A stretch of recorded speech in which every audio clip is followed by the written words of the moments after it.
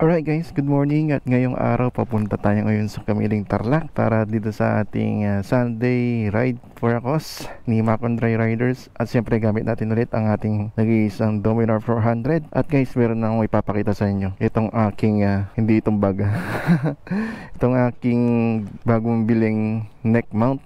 Ayan. So, binili ko to sa Shopee sa halagang, magkano na kasi? 300 plus. Ilalagay ko na lang dito sa screen. At kung ano yung mga inclusion niya dun sa box. Maganda ito guys, oh. So first time kong gagamitin ito. Hindi siya Telesin eh, ibang brand pero mas mura ito. At medyo plastic lang siya, hindi katulad nung sa Telesin na nabebend. So guys, pag pinrush mo siya dito sa gitna, itong open na to, open mo na siya yan. Tapos pwede mo na siyang isuot, diba? Ganda. So di ko pa na-try dahil kahapon lang dumating ito. And ito guys, ito nagro-rotate siya, pwede siyang landscape portrait. Ayun oh. So try natin mamaya. And ito guys, ayan, ikot-ikot mo lang siya dito para magsikip at magluwag. So try natin mamaya guys. Nakita niyo naman, nakabukas na yung ating bag. Ang dala natin ngayon is, syempre, Corsini.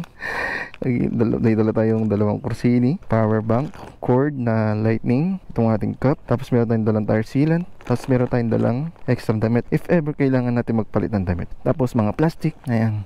Kung sakaling umulan, kung meron tayong secure, may pa-plastic natin kagad. Cellphone, dito, mga importante na yan. Alright, so guys, ilagay na muna natin siya dito. At para makapagbiyahe na tayo ng Kamiling, estimated ko guys, ang biyahe natin Tarlac to Kamiling is siguro mga 1.5 hour, I think.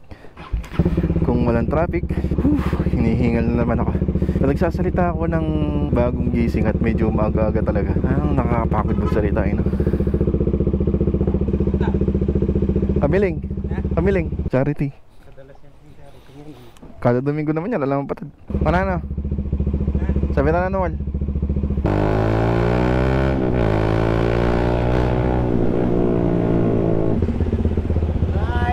Hoy! Kamusta? Kamusta? Pamasada ka? Okay na ka?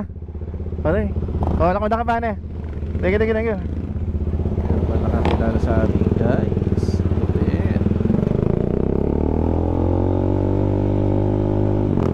Medyo malalim yung preno natin sa harapan guys ha. Hindi ako sanay. Parang na-adjust siya. Try natin i-adjust ng konti.